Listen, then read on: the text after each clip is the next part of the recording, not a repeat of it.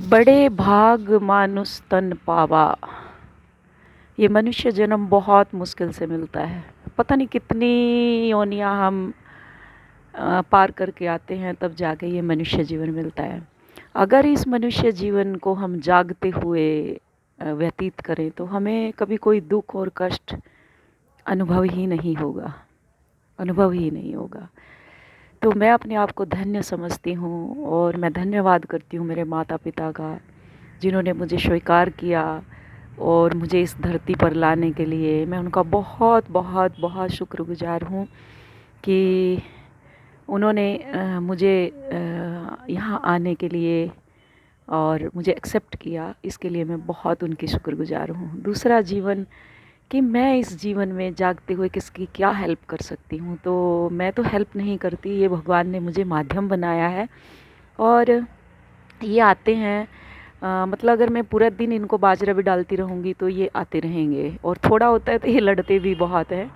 और दूसरे सबसे बड़ी चीज़ कि ये जैसे बीमार होते हैं तो फिर क्या करते हैं, ये अंदर आ जाते हैं और फिर अंदर आके ये आराम करते हैं। तो हम समझ जाते हैं कि इनमें से कोई ना कोई इनको हेल्प की ज़रूरत है। तो यहाँ सदर बाज़ार गुड़गांव में एक बहुत बड़ा जैन वो बनाया हुआ है, धर्मादा का हॉस्पिटल।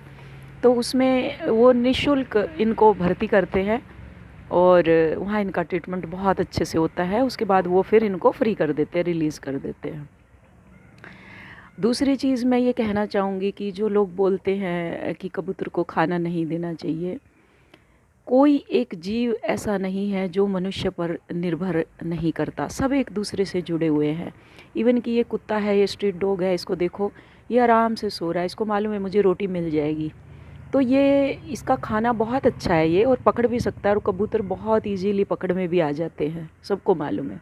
बट ये नहीं पकड़ेगा क्योंकि इसको मालूम है मेरे को क्या खाना है। लेकिन एक इंसान ऐसा है जिसको अपने टेस्ट के लिए, जीव की टेस्ट के लिए, वो जो जानवरों को खाता है, पक्षियों को खाता है, तो वो अपने आप को, इसी को कलयुग कहते हैं कि कलह कलेश का युग, कि एक दूसरे को मारने का युग।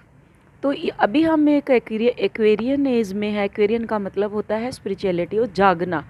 तो हम एक जागे हुए हैं, तो जागे हुए हम एक दूसरे को इंस्पायर कर सकते हैं इनके माध्यम से, और एक मैसेज हम दे सकते हैं कि सब एक दूसरे से जुड़े हुए हैं। जब देखो ये कुत्ता इनको नहीं पकड़ रहा, तो हमें भी खाने का कोई अधिकार नहीं है, और ये किसी को कुछ नहीं कहते, ये सिर्फ खाना मांगते हैं।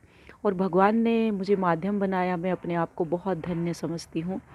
और आप लोग देखते हैं मेरी वीडियो, आप लोगों को अगर थोड़ी सी भी इंस्पायर करे तो प्लीज़ इसको शेयर करें और सब्सक्राइब करें। ये मेरा 2012 से काम चल रहा है, पर मैंने कोई वो नहीं बनाया था कि मैं शो ऑफ करूं या दिखाऊं कुछ भी। बट पता नहीं क्यों अब मेरे को लगने लगा कि इससे भी लोग इंस्पायर होते हैं और अवेकन होते हैं, तो इसलिए मेरा ये एक माध्यम है। तो बहुत कम है, बहुत मात्रा में आते हैं, कम से कम 200 250 ऐसे आते हैं।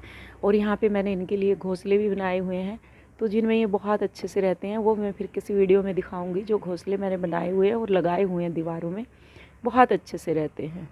थैंक यू सो मच मेरी वीडियो देखने के लिए। और अगर आप लोगों को अच्छी लगी तो इसको शेयर और लाइक ज़रूर करें।